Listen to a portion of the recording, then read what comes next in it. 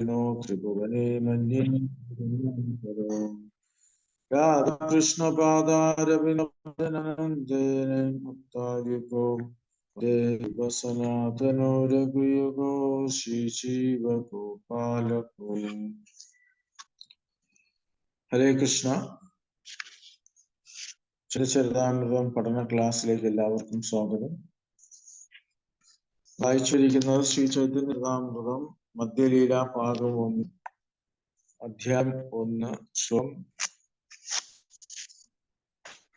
43 44 43 വർഷം അറിയാമോ?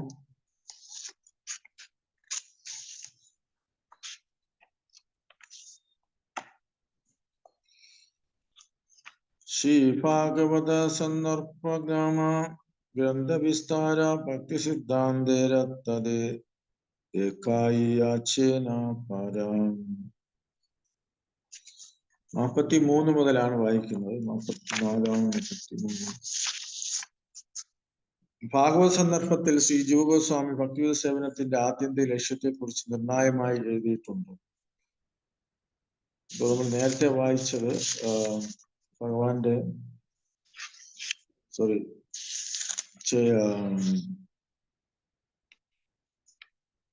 ചൈതന്യ മഹാപ്രഭു ഗോസ്വാമിമാർക്ക് കൊടുക്കുന്ന ഉപദേശം, അതുകൂടാതെ രൂപഗോസ്വാമി സമാഹരിച്ച ഗ്രന്ഥങ്ങളെ കുറിച്ചാണ് പറഞ്ഞിരുന്നത്. ഇവിടെ രൂപഗോസ്വാമി സനാതന ഗോസ്വാമി 4 ഗ്രന്ഥങ്ങൾ എഴുതിയായിട്ട് പറയുന്നുണ്ട്. അതുപോലെ അത് ഹരിഭക്തി വിലാസം, ഭഗവത് ഭാഗവതാമം, ദശമ ടിപ്പണി, ദശമ ചരിതം.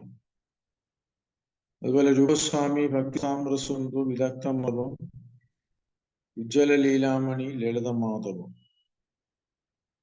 അപ്പൊ അത് കൂടാതെ ഉള്ള പുസ്തകങ്ങളുണ്ട്.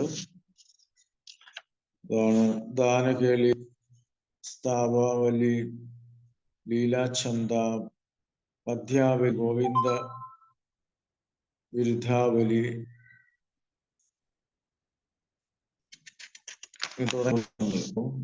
ഭാഗവത ജീവഗോസ്വാമി നിർണായകമായി എഴുതിയിട്ടുണ്ട്. ഭാവാർത്ഥം ഭാഗസന്ദർഭം ഷഡ്സന്ദർഭം എന്നും അറിയപ്പെടുന്നു.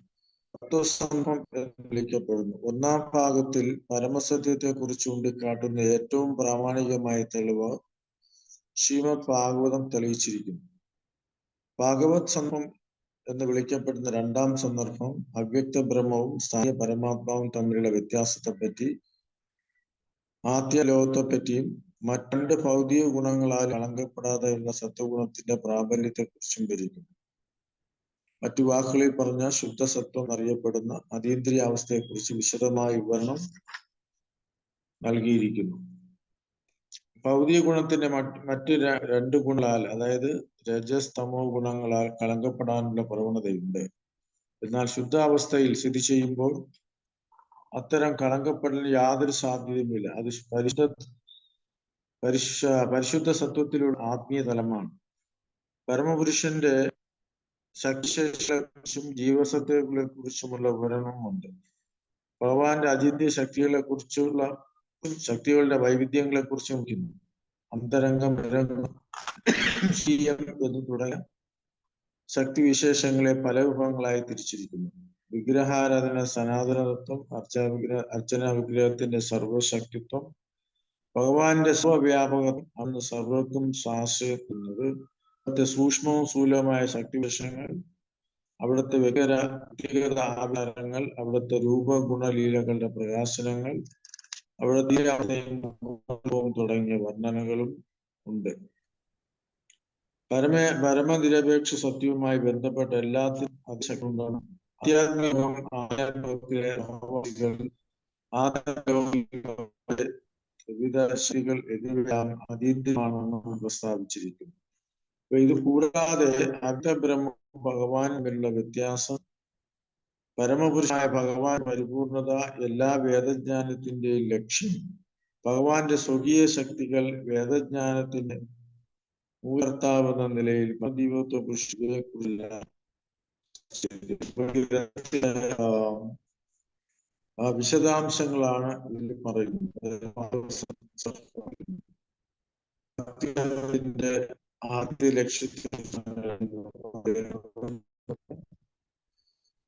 സന്ദർഭം എന്ന് വിളിക്കുന്നതിന് ഒന്നാമത് രണ്ടാം സന്ദർഭം വിവരിക്കുന്നു. ഇതില് ആഗോളത്തിൽ കാണാത്ത പല വിഷയങ്ങളും ഇതിൽ കാണാം. കാരണം ഗോസ്വാമിമാരുടെ ആത്മീയ അവിടത്തെ സഹവാദികളെ കുറിച്ചും വിശദമായി പ്രസംഗിച്ചിരിക്കുന്നു. മൂന്നാമത്തെ സന്ദർഭം എന്ന് വിളിക്കുന്നു. പരമാത്മാവിനെ കുറിച്ചും പരമാത്മാവ് കോടാനുകോടി ജീവസത്തകൾ എങ്ങനെ കുടികൊള്ളുന്നുവെന്നും ഈ ഗ്രന്ഥത്തിൽ വിശദീകരിക്കുന്നു. ഗുണാവതാരങ്ങൾ തമ്മിലുള്ള വ്യത്യാസങ്ങൾ, ജീവസത്തകൾ, ഭൗതികം, പരമസിദ്ധാന്തം, മായാശക്തി, ഈ ലോകത്തിന്റെയും പരമാത്മാവിന്റെയും സമാനത, ഈ ലോകത്തിലെ സംബന്ധിച്ചുള്ള സത്യം, ഇവയെക്കുറിച്ചെല്ലാം ഉള്ള സംവാദങ്ങളുമുണ്ട്. ഇത് സംബന്ധിച്ച് ശ്രീധര ഗോസ്വാമി അഭിപ്രായം നൽകിയിട്ടുണ്ട്. പരമജീവത്വ പുരുഷനായ ഭഗവാന് ഭൗതിക ഗുണങ്ങൾ ഇല്ലെങ്കിലും അവിടുന്ന് ഭൗതിക പ്രവർത്തനങ്ങളെല്ലാം ഇതിനോട് വഹിക്കുന്ന പ്രസ്താവിച്ചിരിക്കുന്നു. ലീലാവതാരങ്ങൾ ഭക്തരുടെ ആഗ്രഹങ്ങളോട് പ്രതികരിക്കുന്നത് എങ്ങനെയെന്നും പരമന്റെ ശൈര്യങ്ങൾ ചെയ്തു. നാലാമത്തെ സന്ദർഭം കൃഷ്ണ സന്ദർഭം എന്ന് വിളിക്കുന്നു. കൃഷ്ണൻ പരമജീവത്വ പുരുഷ ഭഗവാനാണെന്ന് ഈ ഗ്രന്ഥം തെളിയിക്കുന്നു. ഇതിൽ കൃഷ്ണന്റെ ലീലകൾ, ഗുണങ്ങൾ, പുരുഷാവതാരങ്ങളെ കുറിച്ച് മേൽനം വഹിക്കുന്നു. ഗോസ്വാമിയുടെ അഭിപ്രായങ്ങൾ സ്ഥിരീകരിച്ചിരിക്കുന്നു. എല്ലാ ശാസ്ത്രങ്ങളിലും കൃഷ്ണന്റെ പരമോന്നത തത്വം ഊന്നി പറയുന്നു. ബലതനും സംഘർഷനും കൃഷ്ണന്റെ മറ്റെല്ലാ വിസ്തരണങ്ങളും മഹാസംഘർഷത്തിൽ നിന്നും ഉദ്ഭവിക്കുന്നവയാണ്. എല്ലാ അവതരണങ്ങളും വിസ്തരണങ്ങളും ദിഗ്വിജനായ കൃഷ്ണൻ ഒരേ സമയം കുടികൊള്ളുന്നു. ഗോലോകത്തെ പറ്റിയും വൃന്ദാവനത്തെ പറ്റിയും, അതായത് കൃഷ്ണന്റെ ശാന്താമം, ഗോലോകത്തെയും അനന്യതയെ പറ്റിയും യാദവരെ പറ്റിയും ഗോപന്മാരെ കുറിച്ചും ഇരുകൂട്ടരും കൃഷ്ണന്റെ ശാശ്വത സഹവാസികളാണ്. പ്രകടവും അപ്രകടവുമായ ലീലകളെ തുല്യത, കൃഷ്ണൻ ഗോകുലത്തിലെ ആവിർഭാവം, വിസ്തരണങ്ങളെ ദ്വാരകയിലെ അവർക്കരിയായ കൃഷ്ണ നാമ വിവരപ്പെടുകയും രാധാന്റെ അത്യുന്ന സ്ഥാനത്തെ കുറിച്ച് ചർച്ച ചെയ്യുന്നുണ്ട്. ഈ വിഷയങ്ങളെല്ലാം നമ്മൾ ഭാഗവത്തിൽ നിന്ന് കാണുന്നതല്ല, ഭഗവത്ഗീതയിലോ ഭാഗവതിലോ കാണുന്നില്ല. ഭക്തി സർപ്പം എന്ന് വിളിക്കുന്നു. ഭക്തി സേവനത്തിന് എങ്ങനെ നിർവഹിക്കുന്നു കഴിയുമെന്നും കൂടാതെ ഭഗവാന്റെ സേവനങ്ങളെ പ്രത്യക്ഷമായോ പരമായോ നേരിട്ടുള്ള ഭക്തി സേവനമായി ഇണക്കിയെടുക്കുന്നത് എങ്ങനെയെന്നും ഈ ഗ്രന്ഥത്തിൽ ചർച്ച ചെയ്തിരിക്കുന്നു. എല്ലാത്തരം ശാസ്ത്ര ഗ്രന്ഥങ്ങളുടെയും ജ്ഞാനത്തെക്കുറിച്ചും വൈദികമായ വർണ്ണാശ്രമ വ്യവസ്ഥയെക്കുറിച്ചും ഭക്തി ഫലോത്സിഷ്ട കർമ്മങ്ങളാൽ ശ്രേഷ്ഠമാണെന്നും മറ്റു വിഷയങ്ങൾ ഇതിൽ ചർച്ച ചെയ്യുന്നു. ഭക്തി സേവനമല്ലാതെ ഒരു ബ്രാഹ്മണൻ പോലും നിന്ദ്യനാണെന്നും സ്ഥാപിക്കുന്നു. കർമ്മത്യാഗത്തിന്റെ സ്ഥിതിയെക്കുറിച്ചും കർമ്മഫലെ താൻ സമ്മതിക്കും. കേവലം കഠിനാധ്വാനം എന്ന് ആക്ഷേപിക്കുന്ന അഷ്ടാംഗയോഗ പരിശീലനം, തത്വശാസ്ത്രപരമായ അനുമാനം ഇവയെയും ചർച്ച ചെയ്തിരിക്കുന്നു. ദേവന്മാരെ ആരാധിക്കുന്നത് നിരുത്സാഹപ്പെടുകയും ഒരു വൈഷ്ണവ ആരാധിക്കുന്നത് ഉത്കൃഷ്ടമായിരിക്കുകയും ചെയ്യുന്നു. അതുപോലെ വൈഷ്ണവരെ ഏറ്റവും ശ്രേഷ്ഠമായി പറയുന്നു.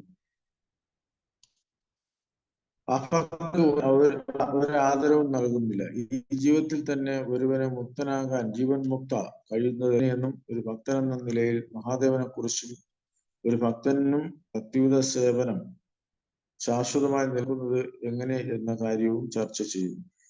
ഭക്തി ത്രിഗുണാതീതമായതിനാൽ ഭക്തിയിലൂടെ ഒരുവൻ എല്ലാ വിജയവും നേടാൻ കഴിയുമെന്നും പ്രസ്താവിച്ചിരിക്കുന്നു. ഭക്തിയിലൂടെ ആത്മസാക്ഷാത്കാരത്തിനെ കുറിച്ചും പറയുന്നുണ്ട്. ആത്മാവിന്റെയും പരമാത്മാവിനെ കുറിച്ച് അതുപോലെ അപൂർണമായ ഭക്തി കൊണ്ട് തന്നെ പാദാമ്പുകളെ എങ്ങനെ വിവരിക്കാൻ കഴിയുമെന്നതിനെ കുറിച്ചും വിവരിക്കും. അഹൈതുകമായ ഭക്തസേവനം അത്യന്തം പ്രശംസിക്കപ്പെട്ടിരിക്കുന്നു. ഓരോ ഭക്തനും മറ്റുള്ള ഭക്തന്മാരുടെ സഹവാസത്തിൽ എങ്ങനെ അഹൈതുകമായ ഭക്തി സേവനത്തിന്റെ പോകാൻ പ്രധാന തമ്മിലുള്ള വ്യത്യാസം, തത്വശാസ്ത്രപരമായ ലക്ഷണങ്ങൾ, ആത്മാരാധന അല്ലെങ്കിൽ അഹം ഗ്രഹോപാധനയുടെ ലക്ഷണങ്ങൾ, ഭക്തി സേവനത്തിന്റെ ലക്ഷണങ്ങൾ, സാങ്കല്പിക പൂർണ്ണതയുടെ ലക്ഷണങ്ങൾ, നിയമനങ്ങൾ സ്വീകരിക്കുക, ആധ്യാത്മിക ഗുരുവിനെ സ്വീകരിക്കുന്ന ആധ്യാത്മിക ഗുരുവിന്റെ സേവനം, ആ ഭാഗവതൻ അതായത് മുക്തനായ അദ്ദേഹത്തിൽ ചെയ്യുന്ന സേവനം, വൈഷ്ണവർക്ക് പൊതുവെയുള്ള സേവനം, ശ്രവണം, കീർത്തന, സ്മരണം, പാദസേന തത്വങ്ങൾ, ആരാധനയിലെ അപരാധങ്ങൾ, അപരാധത്തിന്റെ ഫലങ്ങൾ, പ്രാർത്ഥനകൾ, ഭഗവാൻ നിത്യദാസൻ എന്ന നിലയിൽ സ്വയം വ്യാപൃതനാകാൻ വ്യാപൃതമാക്കൽ, ഭഗവാനുമായി സഖ്യം, അവിടുത്തെ സന്തോഷത്തിനായി എല്ലാം സമർപ്പിക്കൽ എന്നിവയെക്കുറിച്ച് ചർച്ച ചെയ്യുന്നുണ്ട്. രാഗാനുക ഭക്തി, നൈസർഗികമായ ഭഗവത് പ്രേമം, കൃഷ്ണഭക്തനായി തീരുന്നതിന്റെ നിശ്ചിത ലക്ഷ്യത്തിന്റെ പരിപൂർണതയുടെ ഇതരങ്ങളുമായുള്ള ഒരു താരതമ്യ ഗുണത്തിൽ ഉയർന്നു. ഇനി ആറാമത്തെ സന്ദർഭം പ്രീതി സന്ദർഭം എന്ന് വിളിക്കുന്നു. ഭഗവത് പ്രേമത്തെ കുറിച്ചുള്ള പ്രബന്ധമാണ്. ഭഗവത് പ്രേമത്തിലൂടെ ഒരുവൻ പരിപൂർണമായും മുക്തനായി തീരുകയും ജീവിതത്തിലെ ഏറ്റവും നല്ല ലക്ഷ്യം നേടുകയും ചെയ്യുന്നുവെന്ന് പ്രസ്താവിച്ചിരിക്കുന്നു. ഒരു വ്യക്തിഗതവാദിയുടെയും അവ്യക്തികവാദിയുടെയും മോക്ഷാവസ്ഥകൾ തമ്മിലുള്ള വ്യത്യാസം, കൂടാതെ ജീവൻ മുക്താവസ്ഥയും ഭൗതിക ബന്ധത്തിൽ നിന്നുള്ള മോചനവും തമ്മിലുള്ള വേർവും, ഭഗവാനോടുള്ള പ്രേമഭരിതമായ സേവനത്തിൽ കൈവരിക്കുന്ന മോക്ഷം എല്ലാത്തരം മോക്ഷങ്ങളിൽ വെച്ച് അത്യുത്കൃഷ്ടവും പരമജീവിതവുമായി മുഖാമുഖമായുള്ള കൂടിക്കാഴ്ച ജീവിതത്തിന്റെ അത്യുന്നത പൂർണ്ണതയായും ഇവിടെ കാണിച്ചിരിക്കുന്നു. തക്ഷണമുള്ള മോക്ഷവും ക്രമാനുഗതമായ പ്രക്രിയയുള്ള മോക്ഷവും തമ്മിലുള്ള വ്യത്യാസം, ബ്രഹ്മസാക്ഷാത്കാരം, ഭഗവാനുമായുള്ള കണ്ടുമുട്ടൽ, ഇവ രണ്ടും ജീവൻ മുക്തിയായി വിവരിക്കപ്പെട്ടിരിക്കുന്നു. പക്ഷെ ആന്തരികമായോ ബാഹ്യമായോ ഭഗവാനുമായി കണ്ടുമുട്ടുന്നു എന്നത് ബ്രഹ്മജ്യോതിയുടെ അതീന്ദ്രിയ സാക്ഷാത്കാരത്തെക്കാൾ പരമോത്കൃഷ്ടമാണെന്ന് കാണിച്ചിരിക്കുന്നു. സാലോക്യ, സാമീപ്യ, സാരൂപ്യ മുക്തികൾ തമ്മിലുള്ള താരതമ്യ പഠനം, സാമീപ്യം സാലോക്യത്തെക്കാൾ ഇഷ്ടമാണ്. ഭക്തിയുത സേവനം മഹത്തായ സൗകര്യങ്ങളോട് കൂടിയ മുക്തിയായി പരിഗണിക്കപ്പെടുന്നു. അതെങ്ങനെ കഴിയുമെന്ന് ചർച്ച ചെയ്തിരിക്കുന്നു. ഒരുവൻ ഭക്തി സേവനത്തിൽ എത്തിച്ചേർന്ന ശേഷം നേടുന്ന ഭഗവത് പ്രേമത്തിന്റെ അതീന്ദ്രിയ തലത്തെ കുറിച്ചുള്ള സംവാദം ഇതിലുണ്ട്. അതീന്ദ്രിയ പ്രേമത്തിന്റെ തടസ്സ ലക്ഷണങ്ങൾ, അതെങ്ങനെ ഉണർത്താം, സാധാരണ പ്രേമം എന്ന് പറയപ്പെടുന്നതും ഭഗവത് പ്രേമതലത്തിലുള്ള അതീന്ദ്രിയ പ്രേമവും തമ്മിലുള്ള വ്യത്യാസം, ലൗകിക വ്യവഹാരങ്ങളിൽ നിന്നുള്ള വ്യത്യാസം, പരിശുദ്ധ കൃഷ്ണപ്രേമത്തിന്റെ അടയാളമായ ഗോപികമാരുമായുള്ള കാമ വ്യവഹാരങ്ങൾ അനുഭവിക്കുമ്പോൾ ആസ്വദിക്കുന്ന വിവിധതരം രസങ്ങൾ എന്നിവ ഇതിൽ ചർച്ച ചെയ്തിരിക്കുന്നു. ജ്ഞാനമിശ്ര ഭക്തി, ഗോപികമാരുടെ പ്രേമത്തിന്റെ പരമോത്കൃഷ്ടത, ഐശ്വര്യപൂർണമായ ഭക്തിയുടെ സേവനം, പ്രേമഭരിതമായ ഭക്തി സേവനം തമ്മിലുള്ള വ്യത്യാസം, ഗോകുലവാസികളുടെ ശ്രേഷ്ഠമായ നില, കൃഷ്ണന്റെ സഖാക്കളുടെ ഉത്തരോത്തരം ശ്രേഷ്ഠമായ അവസ്ഥ, ഗോപികമാർക്ക് കൃഷ്ണനോടുള്ള രക്ഷകർത്ത പ്രേമം അതായത് വാത്സല്യം, അന്തിമമായി ഇതര ഗോപികമാരുടെ ശ്രീമതി രാധയുടെയും പ്രേമത്തിന്റെയും പരമോത്കൃഷ്ടത തുടങ്ങിയ കാര്യങ്ങളും സംവദിക്കപ്പെട്ടിരിക്കുന്നു.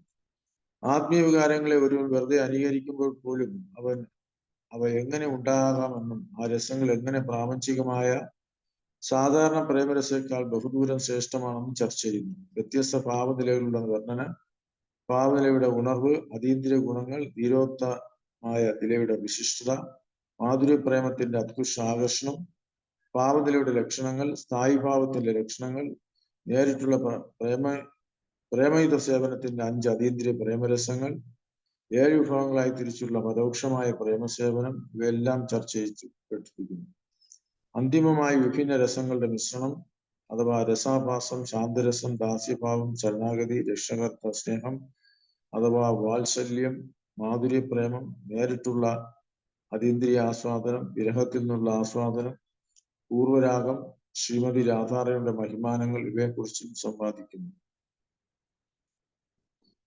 അപ്പൊ ഇത് വളരെ ഡീറ്റെയിൽ ആയിട്ട് പ്രഭുപാദ് പറയുകയാണ്. അതായത് ഓരോ സന്ദർഭത്തിലും എന്താണ് പ്രതിപാദിച്ചിരിക്കുന്നതെന്ന്. ഇപ്പൊ നമുക്ക് ഭക്തിരസാമൃതം സിന്ധു വായിക്കുമ്പോഴും ഇത്രയും ഡീറ്റെയിൽസ് ഇല്ല. അപ്പോ ഇത്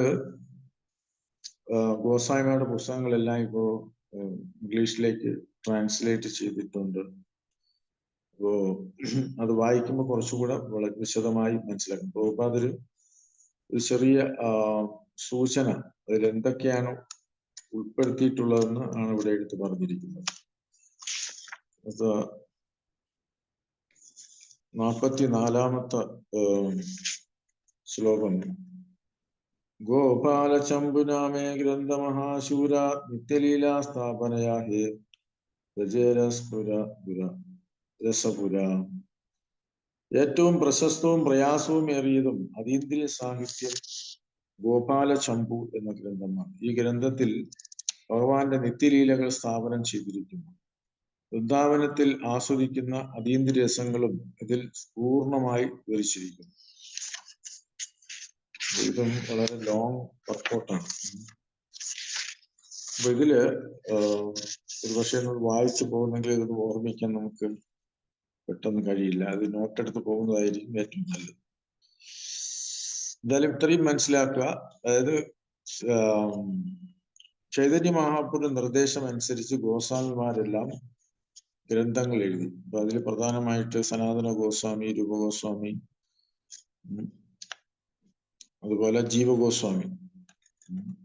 ചൈതന്യ മഹാപ്രഭു മാത്രം ഗ്രന്ഥം രചിച്ചിട്ടില്ല. ചൈതന്യ മഹാപ്രഭു തന്നിട്ടുള്ളത് നമുക്ക് ശിഷ്ടാഷ്ടകമാണ്. ആ 8 ശ്ലോകങ്ങളിൽ കൂടെ തന്നെ ചൈതന്യ മഹാപ്രഭു പറയാനുള്ള എല്ലാ കാര്യങ്ങളും അതിൽ പറയുന്നുണ്ട്. ഇപ്പോ ഇത്രയും മനസ്സിലാക്കുക. സനാതന ഗോസ്വാമി എഴുതിയ 4 ഗ്രന്ഥങ്ങൾ, രൂപഗോസ്വാമി എഴുതിയ 4 ഗ്രന്ഥങ്ങൾ. രൂപഗോസ്വാമി എഴുതിയ ഒരു ഗ്രന്ഥം നമുക്കറിയാം, ഒന്ന് നമ്മൾ പഠിക്കാനുണ്ട്, ഭക്തിരസാമൃത സിന്ധു. അപ്പൊ അത് കൂടാതെ വിദഗ്ധമാധവും, ഉജ്ജലലീലാമണി, ലളിതമാധവും. അത് കൂടാതെ വീണ്ടും ഗ്രന്ഥങ്ങൾ വരുന്നുണ്ട്. പിന്നെ ലഘു ഭാഗവതാമൃതമുണ്ട്. അതില് വൃന്ദാവന ലീലകളാണ് പ്രതിപാദിക്കുന്നത്. അത് തന്നെ 2 പോർഷനാണ്, ഒന്ന് കൃഷ്ണാമൃതം, ഒന്ന് ഭക്തിയാമൃതം. അപ്പൊ അതിൽ വിദഗ്ധമാധവം എന്ന് പറയുന്നത് നാടകമാണ്, വൃന്ദാവന ലീലകളുടെ നാടകം. ലളിതമാധവം എന്ന് പറയുന്നത് ദ്വാരകലീല നാടകം. പിന്നെ രൂപഗോസ്വാമിയുടെ സഹോദരപുത്രനാണ് ജീവഗോസ്വാമി. അദ്ദേഹം എഴുതിയ ഗ്രന്ഥങ്ങളെ കുറിച്ചും പ്രതിപാദിക്കുന്നുണ്ട്.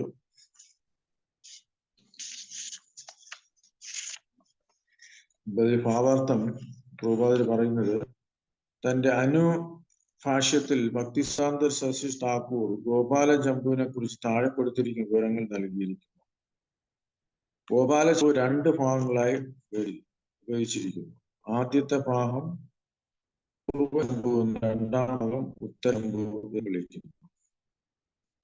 1ാം ഭാഗത്തിൽ 32 അധ്യായങ്ങൾ 2 ഭാഗങ്ങളായി വിഭജിച്ചിരിക്കുന്നു. 1ാം ഭാഗത്തില് 30 അധ്യായങ്ങൾ, 2ാം ഭാഗത്തിൽ 37.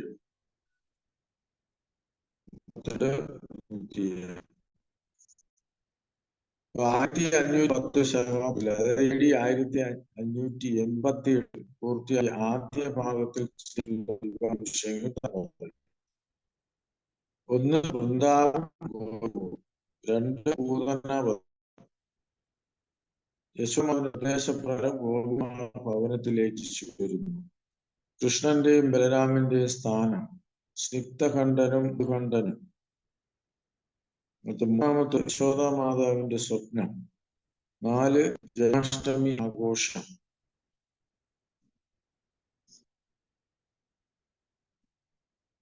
5 നന്ദഗോപുരം തമ്മിൽ കൂടിക്കാഴ്ചയും പൂതനാവധവും. 6 ശയ്യയിൽ നിന്നുണരുന്ന ലീല, ശകടാസുരന്റെ മോക്ഷം, നഗർന്ന ചടങ്ങ്. 7 തൃണാത്തം, ഭഗവാൻ കൃഷ്ണൻ മണ്ണ് തിന്നുന്നു. ഭഗവാൻ കൃഷ്ണൻ ബാലിശമായ കുസൃതികൾ, മോഷ്ടാവായ ഭഗവാൻ കൃഷ്ണൻ. ഇത്രയും കാര്യങ്ങൾ അതിൽ വരും. 7ാമത്തെ കൃഷ്ണൻ തൈര് കടയുന്ന യശോദ മാതാവിന്റെ മുല കുടിക്കുന്നു, സകലം ഉടയ്ക്കുന്നു, കൃഷ്ണനെ കയറുകളാൽ ബന്ധിക്കുന്നു. സഹോദരന്റെ, അതായത് യമാർജുനന്മാർ മോചനവും യശോദ മാതാവിന്റെ വിലാപവും. അതാണ് ദാമോദരം ആഘോഷിക്കുന്നത്. ഭഗവാന്റെയും മോഹന ലീല, 12 ഗോക്കളെ മേയ്ക്കുന്നു, 13 പശുക്കളുടെ സംരക്ഷണം, കാളി, 14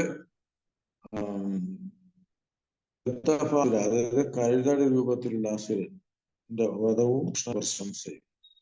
15 ഗോപിമാരുടെ പൂർവ്വം, 16 പ്രകാശവും 17 കൃഷ്ണ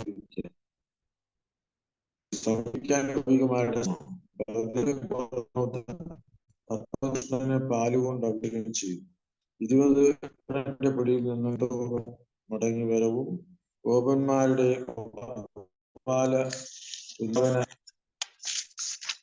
ദർശനവും. 21 കാർത്തിക ദുർഗാദിന് ഇതിനുവേണ്ടി യജ്ഞമനുഷ്ഠിക്കുന്ന ബ്രാഹ്മണന്റെ പത്നിമാരിൽ നിന്നും ഭക്ഷണം യാചിക്കും. 23 കൃഷ്ണയും ഗോപികമായും കൂടി സംഘം ആസ്വദിക്കുന്നു. രംഗത്ത് രാധയും കൃഷ്ണന്റെയും തിരോധാനം, ഗോപിക അവരെ അന്വേഷിക്കുന്നു. 20 ഗോപികമാരുടെ നിശ്ചയം,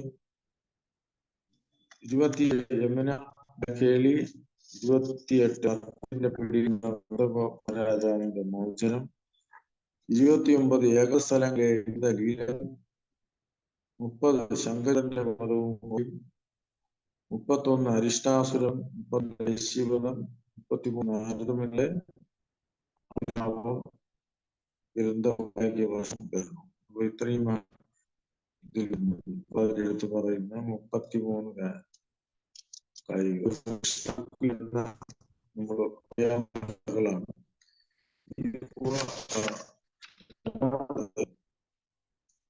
ഇത് ആദ്യത്തെ പൂർവ്വ ശംഭു വേദമാണ്. രണ്ടാമത്തെ ഇതര ശംഭുവിൽ വരുന്ന വിഷയങ്ങളാണ്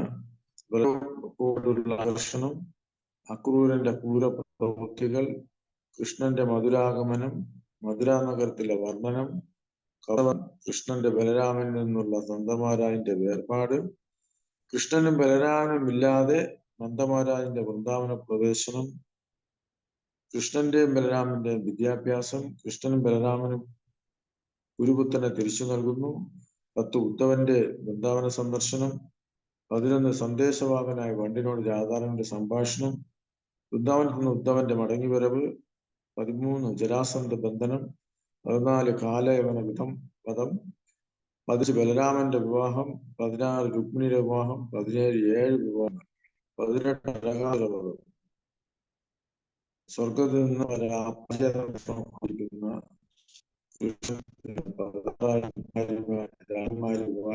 ഈ കാര്യങ്ങളായി പറയുന്നത്.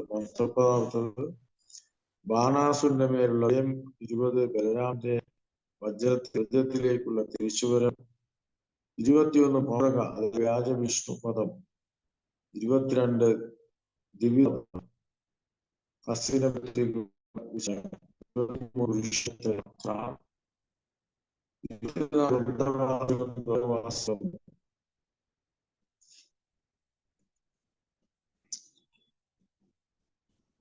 കുരുക്ഷേത്രത്തിന്റെ മുന്നതായിട്ടാണ്. അപ്പൊ അതിനുശേഷമാണ് വൃന്ദാവനവാസികൾ എല്ലാവരും ക്ഷേത്രത്തിൽ കണ്ടുപിടുന്നു. അവര്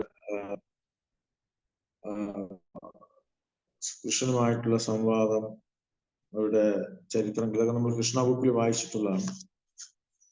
അപ്പൊ അതിനുശേഷം കൃഷ്ണ പിന്നെ ദ്വാരയിൽ നിന്ന് കൊണ്ടുവരുന്നത്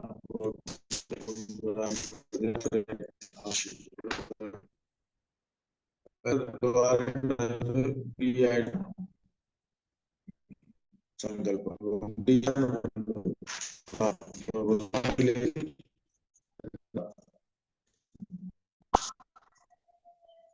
ഇതിൽ വീണ്ടും 25 ഉദ്ധവനുമായുള്ള കൃഷ്ണന്റെ കൂടിയാലോചന, രാജാവിന്റെ മോചനം, 27 ശൗര്യവധം, വൃന്ദാവനത്തിലേക്ക് തിരിച്ചു വരാനുള്ള കൃഷ്ണന്റെ ആലോചന, കൃഷ്ണ വീണ്ടും വൃന്ദ സന്ദർശിക്കും, മൃഗങ്ങളുടെ പദങ്ങളെ ചെയ്യുന്നത്, 32 പ്രശ്നങ്ങളുടെ പരിസമാപ്തി, 33 രാധാമാധവ വികാസം, 34 രാധയും കൃഷ്ണനും കൃഷ്ണനെ അണിയിച്ചൊരുക്കുന്നു, 35 രാധയുടെയും കൃഷ്ണന്റെയും വിവാഹ ചടങ്ങ്, രാധയുടെയും കൃഷ്ണന്റെയും ഒത്തുചേരൽ, 37 ഭൂലോക പ്രവേശനം. അപ്പൊ ഇത്രയുമാണ് ഇതില് ഗോപാലചമ്പു എന്ന ഗ്രന്ഥത്തില് വരുന്ന വിഷയങ്ങള്. അപ്പോ നമ്മള് കൃഷ്ണാബുക്കില് ഈ കഥകൾ വായിച്ചിട്ടുള്ളതാണ്. 45 എന്നത്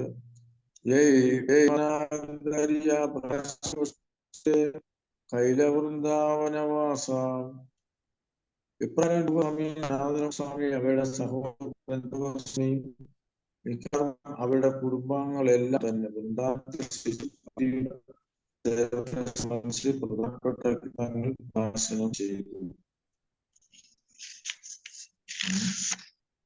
ഇപ്പോ ഗോസ്വാമിമാർക്ക് വലിയൊരു പങ്കുണ്ട് പുസ്തകത്തില്. അതുപോലെ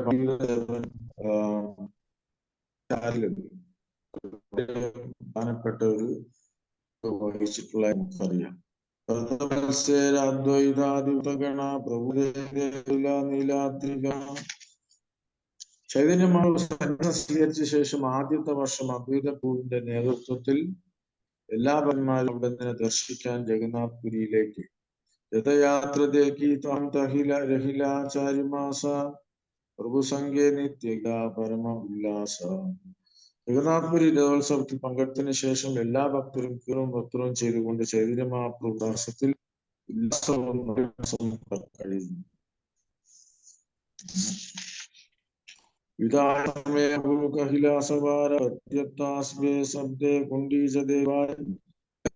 സമയത്ത് മഹാപ്രഭു അഭ്യർത്ഥിച്ചു, ജഗന്നാഥൻ ബീജമന്ദിരത്തിൽ യാത്ര ചെയ്തു. രഥയാത്ര മഹോത്സവമാണെന്ന് എല്ലാ വർഷവും ദേവാലയം ആഘോഷിച്ചു കഴിഞ്ഞാൽ ഉത്സവം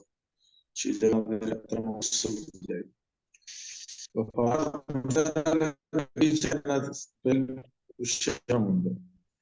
ജഗന്നാഥന്റെയും ബലദേവന്റെയും സുഭദ്രയുടെയും അവരുടെ 3 രഥങ്ങൾ പൂരിയിലെ രഥം സുന്ദരാചല ക്ഷേത്രത്തിലേക്ക് കൊണ്ടുവരും. ഒഡീസയിൽ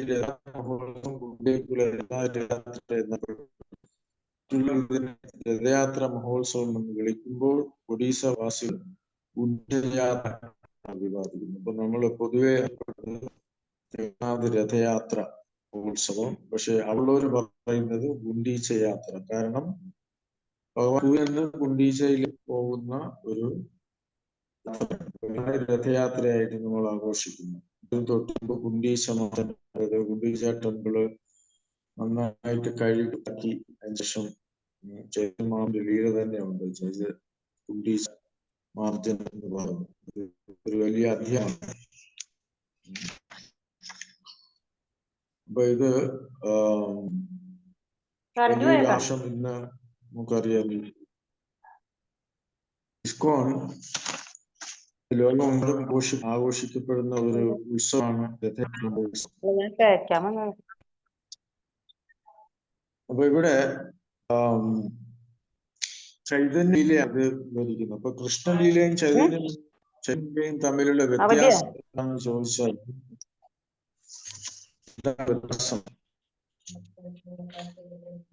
കൃഷ്ണലീലയില് രാധയും കൃഷ്ണനും ആണ്.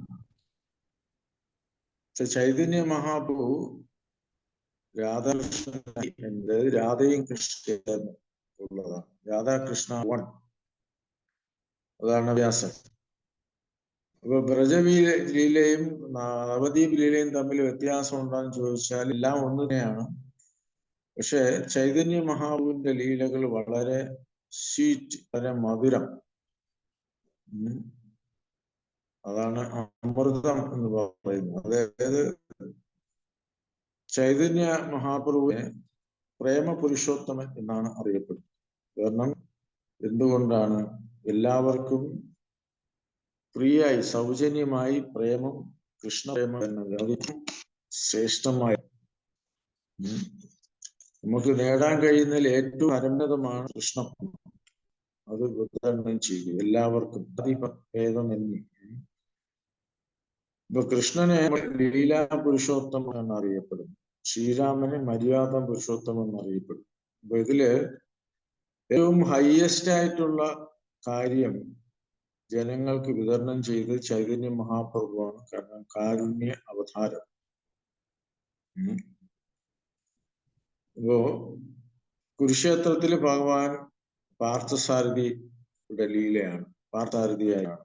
ഇപ്പോ ഭഗവത്ഗീതയിൽ ഭഗവാൻ പറയുന്ന സന്ദേശം എല്ലാ ധർമ്മങ്ങളും ഉപേക്ഷിച്ച് എന്നെ പ്രാപിക്കുക അല്ലേ? അതാണ് ഭഗവത്ഗീതയിലെ സന്ദേശം.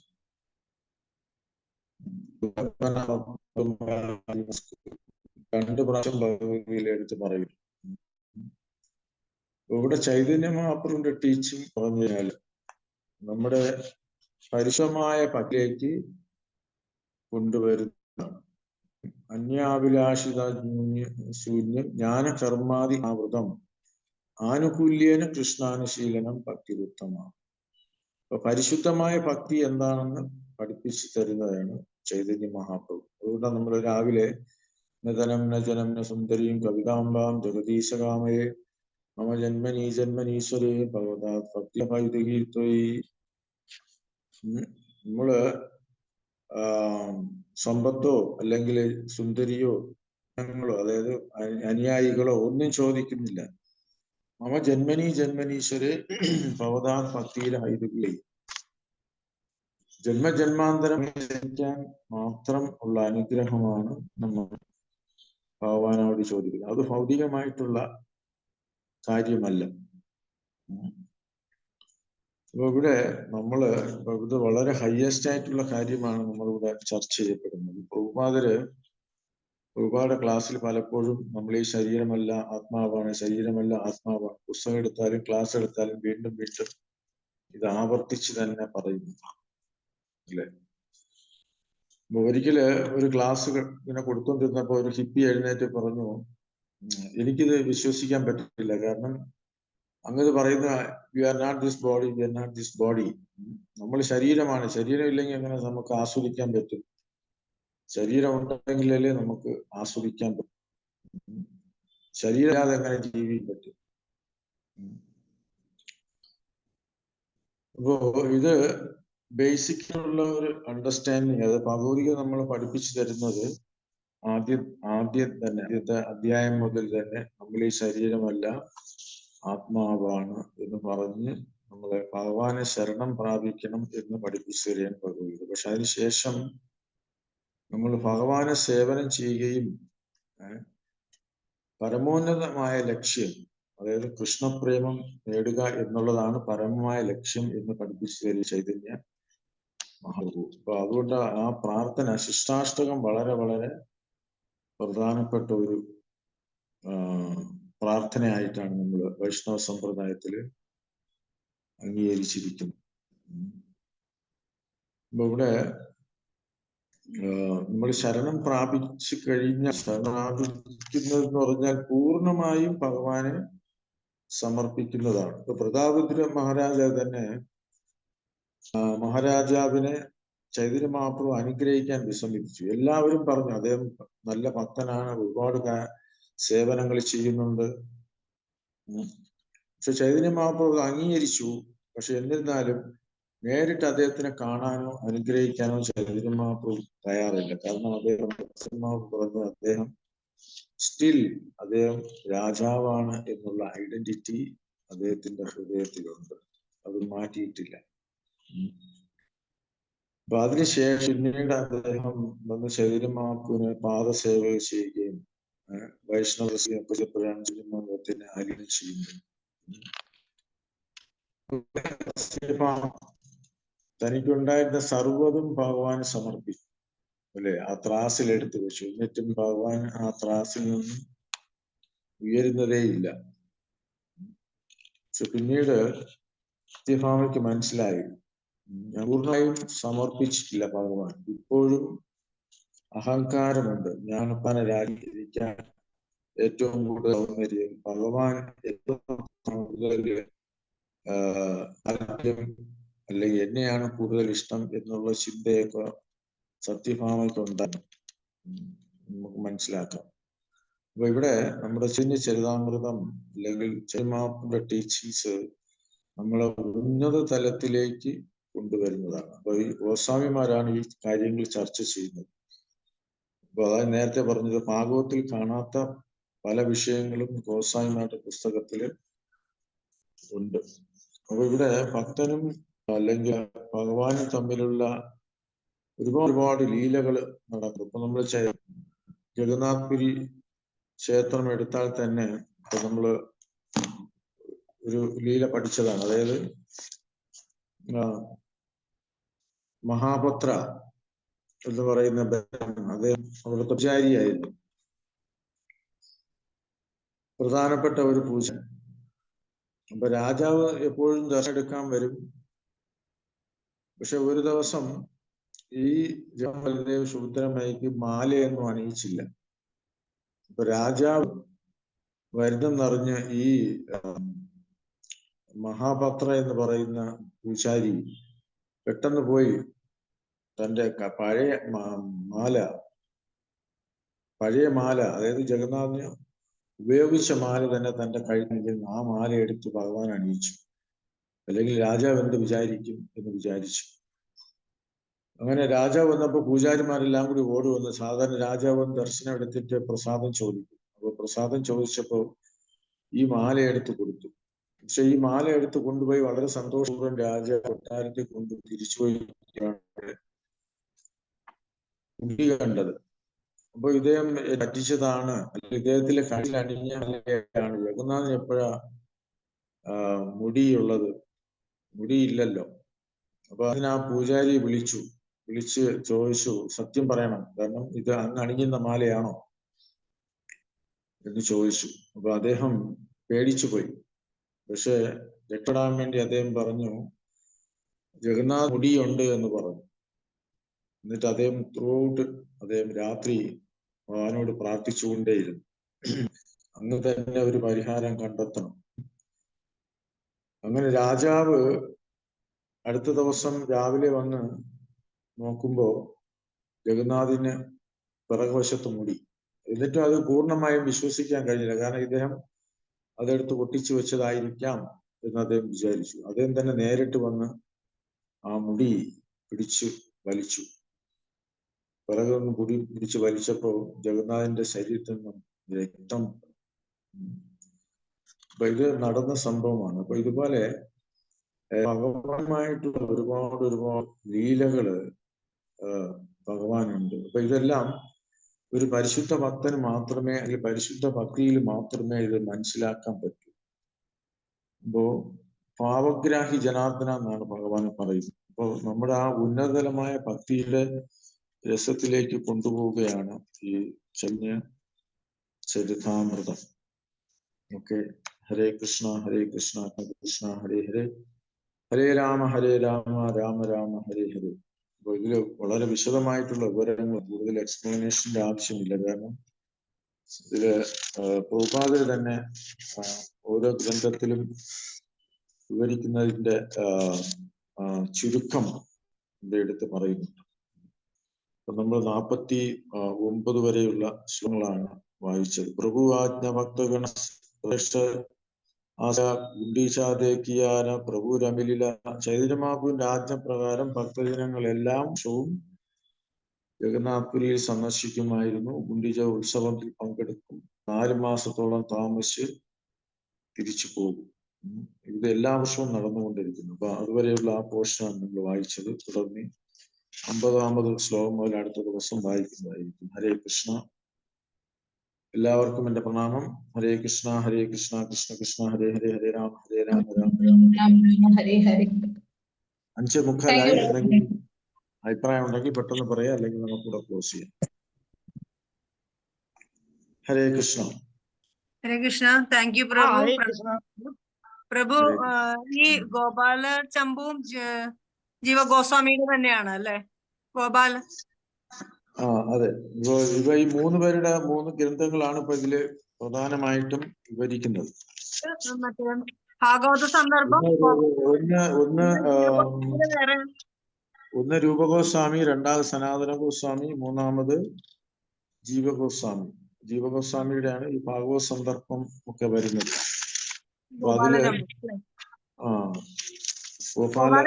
രണ്ട് ഭാഗങ്ങളല്ലേ മറ്റേ പ്രഭു? അതെ, 2 ഭാഗങ്ങളാണ് നമ്മൾ പറഞ്ഞത്.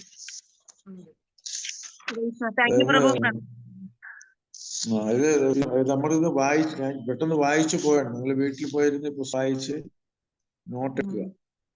കാരണം ഇത് വളരെ ലോങ് പർപ്പോർട്ടാണ്. ഓക്കെ, ഹരികൃഷ്ണ.